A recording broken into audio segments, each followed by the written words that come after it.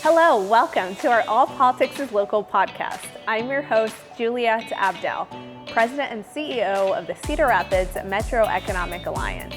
And I'm so pleased to host our next segment featuring the City of Mount Vernon's Mayor, Tom Wieseler. But before we jump in, I just want to give a quick shout out to, of course, South Slope. Uncomplicate your life with South Slope.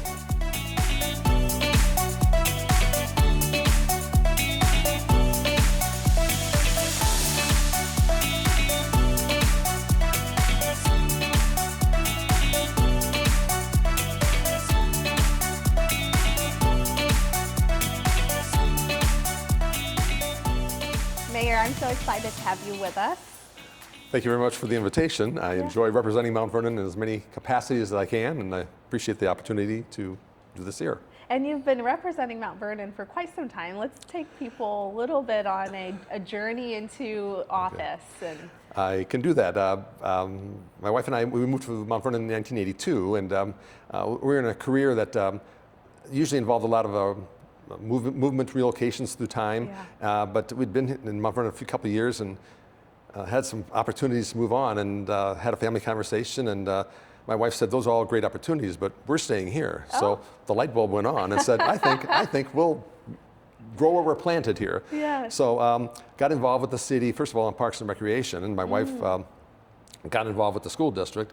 And then a faculty wife from Cornell caught me at an event and said, do you ever think about running for school board? And I did one of those, are you talking to me? Right. And no, I hadn't, but I went ahead and ran for school board, and 6 candidates for 3 positions, and I ended up being number 3 by 5 votes. Oh, wow. So if the people in this room would have changed their vote, I would have not gotten not elected, been in there. and I probably would have never gone out for another election. But ended up going through 9 3-year cycles, being elected to the school board. Yeah. Towards the end, the last 10 years, I was the president of the school board. And also in that position, I got involved with the Iowa Association of School Boards for 6 years on a state level. So that was pretty cool. And after the 27 years, I decided I was going to tap out of that. And then a year later, I started going to city council meetings and said, I'd like to engage here. I still had some energy here. Yeah. So got elected to city council for a 4-year term, and then another term. And halfway through that second term, the current mayor decided to not run. Okay. And I said, well, I'm the mayor pro tem. I think I'll run. I can do that, yes. Right? So that was an aspirational goal anyway, to become mayor. And the time was a little earlier than I expected. But ran for mayor and was elected. The mayor's term is 2 years, so it's a little more frequent. And then last year, ran again and got reelected. So I'm mayor and proud to be mayor. And I'm also representing the towns in the state of Iowa and the Iowa League of Cities. Oh, wow. So that's a statewide group that I've been involved with, and enjoying that. So. Wow. You've given me quite some information to start pulling apart, if that's okay. Sure. When we look at your role kind of being on the school board, how do you feel that was helpful to you in your journey as mayor now, or was it work that you feel is kind of in conjunction with the city but super separate? I was lucky to learn at the knee of a lot of good business school administrators. There's also good school board members. Yeah. And I was able to take in and pay attention and not be the person who needed to talk the most. I wanted to listen a lot at that stage, definitely. So important. But becoming a school board member, everybody's an expert in how to educate their kids. So I was lucky to have that. Yeah. And there are no private times. I mean, you're in the grocery aisle at Gary's Foods in Mount Vernon. You're in the church basement at a funeral dinner. I mean, somebody will have an opinion about something about what you should do or what you shouldn't do, and so on and so forth. But I like that interaction. I like to be in the cutting edge and being able to make those decisions, and recognize that not all decisions are going to be uniformly agreed to by everybody. Yeah. Right. But I've gotten to the point where I recognize that sometimes no is a complete sentence. Exactly. And sometimes you just have to say no, and without any explanation, it's say, this is the way it is. And I think more people should embrace that, right? Absolutely. But it gave me a good experience to get involved with the city, and it's just a different genre. It's I'm committed to the brand, which is Mount Vernon, and I was in that form at the school district, and now I'm continuing that as the mayor of Mount Vernon, and I love the brand. Yes. I'm in the sports at all levels, and I was a citizen. I was in the stands at the field on the game, but now I got onto the bench and then onto the field, and now as mayor, I'm the pitcher. So there you go. I'm working my way out there. So, you are working your way up there. But, what is, so you went to the city council and you saw that there was an opportunity for you. And where did you see that you could best contribute? Or was there something that drove you to say, yes, I want to run for city council, eventually mayor? Or was it just your pure love for Mount Vernon, as we've talked about? I don't think I ever ran for an election where I was a single issue item, where I wanted to get this person out of office or do something different with either with the city or the school district. I ran on my experience after a few election cycles. You know what you're getting with me. You're not going to get major headlines, having to walk things back in conversations and so on. So I kind of ran on that, and was fortunate enough to keep winning. And my kids sometimes say that that I won elections based upon their excellence in sports. Or they want to claim the win. One was a salutatorian. She said that was all on her, that I won that election that fall. How can you argue? I can't. So we'll take the win. So, but I just really appreciate representing the city and not going too far out there in any issues. Sure. And luckily haven't had to walk anything back that's for my reputation. That is nice. That is nice. And I would say that's a rare way of running for office in today's world, because it's changed so much to be focused on what is that issue or what is that one thing that you want to change, instead of running for the holistic betterment of either the community, county, or the state that you're in. So very much an appreciated reason for running. I've seen a candidate that was a single issue candidate run. He destroyed the culture of the board. Of course. And it was one election cycle, and he was gone. And well, because they get in and they see things a little different. Yeah, and then there's just the whole rest of the world you got to deal with other issues. So. Yeah. So what has been something that you, in your tenure, whether you were still elected as city council member, your first tenure as mayor, into even right now, that has stood out as, here's something amazing that we've been able to achieve for Mount Vernon? Okay. Probably when I first became mayor, there were like three basic needs that we needed to hit on. One was housing, low to moderate income housing for over 55. The second was housing for new families on the other end of the spectrum. And the third thing was childcare. And we were able to form a partnership with a company called CHI to build a 30-unit over 55 LMI community in town, and that's been going now for a little over a year. We were able to get involved with the daycare, even though it doesn't fall within the full purview of city governance. So we kind of got out of our lane to try to help get contractors involved with the school district on daycare, and also helped with a private daycare getting established between Mount Vernon and Lisbon. And now we're no longer a daycare desert, as the Gazette termed us about 4 or 5 years ago. Well, that must feel great. Oh yeah, still working on a developer to get entry-level homes for young families. There's always opportunity to continue to do and transition to the needs in your community. I think that's a value of continuity that you bring, is having seen what it was, what it's currently facing, and trying to project what's ahead in the future. To kind of, in that light, we're in the middle of 2 annexations to our south and to our west for housing, for green space. To the south is probably around the interchange where there might be some more commercial businesses and so on there. Annexation is in our wheelhouse, and working with a trail system. I mean, we talk about quality of life issues, pool, biking paths, trails. We did a 1/4 mile seedling mile, the interurban trail from Mount Vernon, which actually goes eventually into Cedar Rapids at Beaver Park. And I know the city of Cedar Rapids is working on it on their end.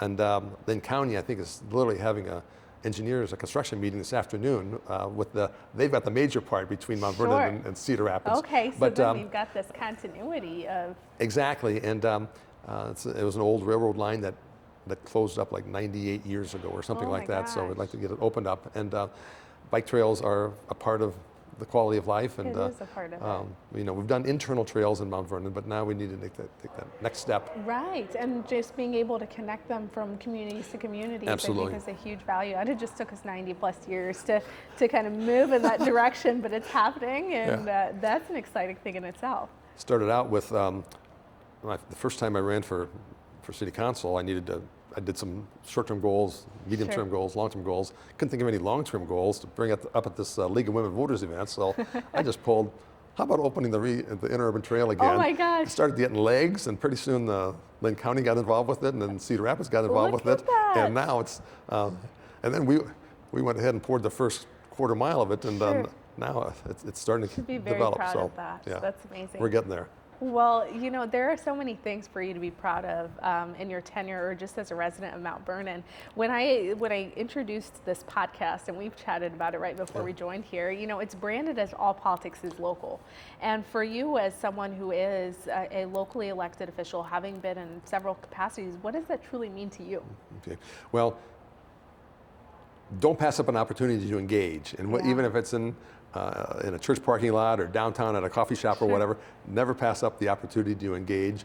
And I know coffees with mayors is a popular thing. This is going around Iowa, and I don't do it as often as some. I'm going to do it on a quarterly basis, but that's my next event. And a welcoming aspect at council meetings, because you know, some people are threatened. Some governances are threatened by public comment section of the meeting.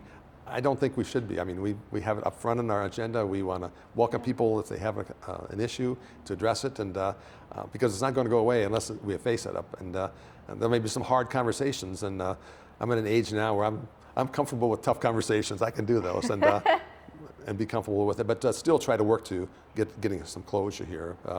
I know if you look at the basic needs, I think Mount Vernon is pretty well set in our basic needs, and if you go back into Early Management 101, the whole Maslow hierarchy of needs. We like to think we're at that upper tier of self-actualization and development and creativity and so on. And that's a good place to be at.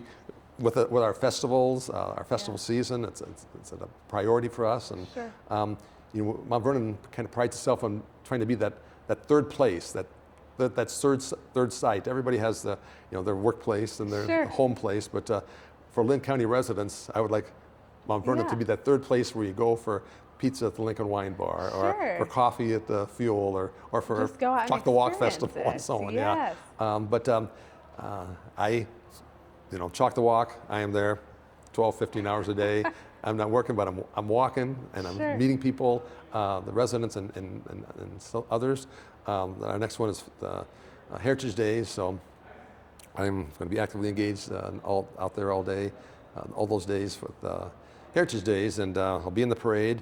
I'm going to be following the horses, so that's my role in the Heritage Days parade. That's what you just have to do, right? Like just somebody's got to do it. But that's predictable in Mount Vernon that the mayor follows the horses. So is that the? So you mentioned there's a lot of festivals and parades that are going on in Mount Vernon. Would that be one of several that's still left for the year, or what's ahead?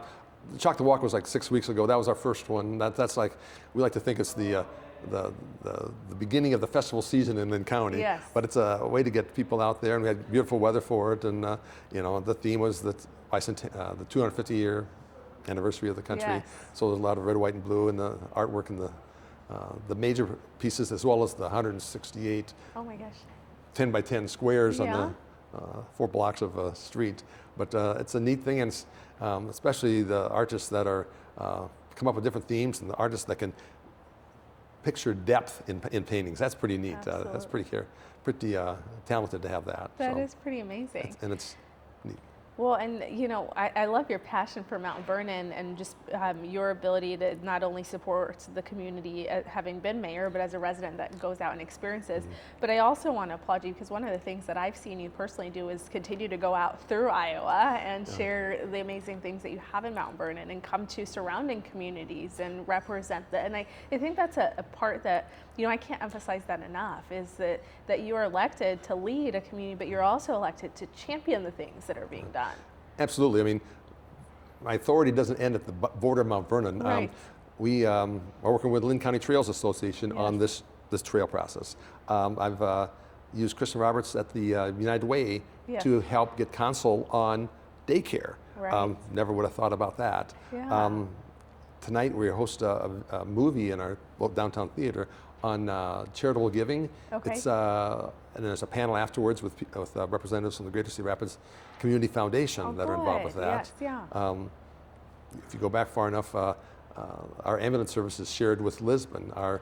In the last 6 years, our police department is shared with Lisbon. So we're looking at communities. Finding synergy where you can. Absolutely, right? before it becomes dictated to us. I mean, this is something that we came from Absolutely. us to. And that's so much different when you can try it out, you can adjust it and see what works and what makes the most sense instead of just having a standard that may not fit appropriately for you. So I always say it's better when you can do it rather than when you're forced into it, right? Absolutely, absolutely. Yeah. But I enjoy politics, being local, and I'll take the text at odd times and and the emails and so on, and try to stay up on it within 24 hours. And I think that's what I owe the community. So, yeah. So if people are trying to find you, whether it's at a council meeting or at one of your quarterly coffees, let's tell them about how frequently maybe those council meetings are, how they can engage on them either online or in person, and then where your next coffee is tentatively scheduled for. First and third Mondays is our schedule for council meetings. It's at 6:30. In case it's a national holiday or something, we may move it to a different day, but usually it's Mondays. So those are pretty automatic. The quarterly coffees, the next one I plan to do in the third quarter of the year is at a restaurant that just opened like 2 weeks ago.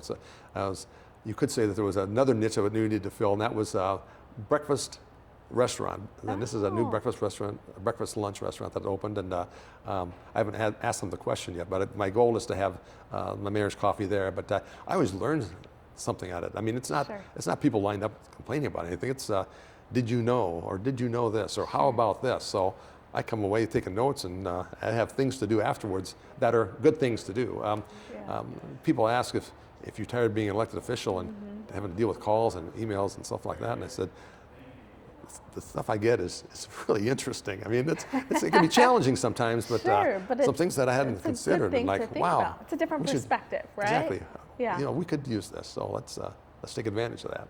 So, well, I great. have enjoyed. I love the energy that you have, that you bring to office, and I better be having some energy towards Mount Vernon. Yeah. For sure. And I just, was there anything that we didn't speak to? I know we talked about your journey into office, both offices really, and your wife's decision to stay in Mount Vernon and yours subsequently, and even your kiddos that have been super successful, and a lot of your work has been because of that, right? There's an asterisk on it, but what else haven't we touched that we want to get out to the viewers? I'd be remiss if I didn't address the relationship that we have with the city of Mount Vernon, but also with the school district and with Cornell College. Yes. I mean, Cornell's success is part of our success, and vice versa, and so on. We're involved with a presidential search at Cornell now. But we meet leaders from all three of those organizations, meet on like a 5 or 6 week basis, and talk about common things, things that we've got going on. We've got a street closure on one side of the college that's going to impact you here. The school district is closing a street because they're doing a parking lot. Communication is so important. And we do it in a very visible area in the dining room at Cornell, so people see, oh, there's something going on. Wonder what they're talking about this month. Yeah. We are very open and shared, so there's no surprises in the community. There's no article in the paper next week about somebody accusing somebody else of doing something. Right. It's all it's very up front. transparent. Yeah, absolutely. Yeah. It doesn't hurt that the current president of the school board was a former mayor, and it doesn't hurt that the current mayor was a former president of the school board, but we'll take any win that we can get. That's okay. That's right. That just adds to it. That's right. Well, thank you again for your service. We are excited to continue to see the opportunities presented in Mount Vernon as you continue to build out all the things that make it an ideal place for people to go live and just experience. And it'll be fun for us to re-engage in another conversation here because I feel like a year from now when we sit down, there's going to have been a lot of things that you've done, and I think it's going to be great to be able to reflect and look back, but also to look ahead on, okay, what's the next long term that we can turn our eyes to. Again, couldn't be happier that you are doing the work that you're doing, and thank you so much for your interest. Thank you, Juliet, for this opportunity, and usually at ribbon cuttings and grand openings and Yes. major public events, I usually try to conclude with the comment that it's good to be us. Yes. You know, we have some challenges, we have some things we need to work on and so on, but at the end of the day, it is truly good to be us. That's where I'm at in Mount Vernon. I love that. Thank you. Thank you.